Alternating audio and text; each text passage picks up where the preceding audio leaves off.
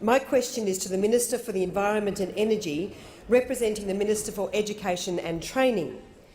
Will the Minister inform the House how the government's needs-based funding model will provide the greatest funding increases to the most disadvantaged students in schools like St Mary's School, Colac and my electorate of Corangamite? Will the Minister outline to the House how the government's quality schools reforms have been received by the community?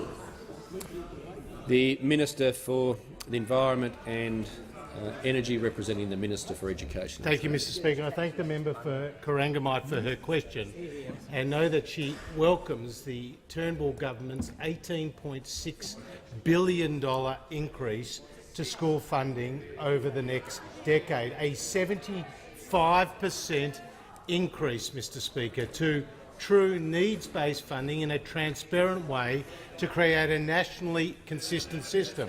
No wonder it has been warmly received by the Grattan Institute, by the Primary Schools Association, by the Christian Schools Association, by the Government Schools Association, Mr Speaker. Now, Mr Speaker, about Corangamite, it has 66 schools.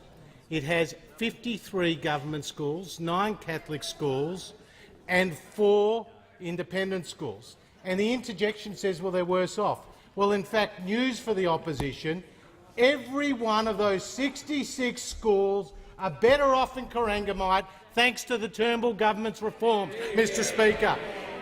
Like St Mary's of Colac, with 245 students, which will get nearly an additional $6 million over the next 10 years, Mr Speaker. $6 million, Mr Speaker. And indeed, the Catholic sector receives more Commonwealth funding per student than any other sector in every state and every territory. And I think that's important to understand.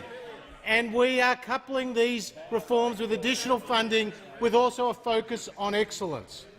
Literacy and numeracy testing for grade 1s to encourage early intervention.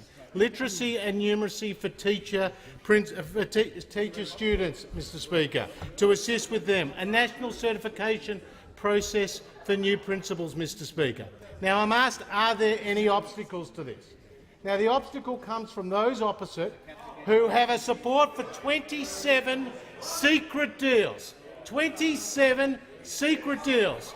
They're supporting less money for the schools, and they're turning them back on David Gonski, who they described as the doyen, as the architect, as the oracle of a needs-based funding model. They're turning their back. Now, the member for Chifley says I like to finish with a quote, so I will today.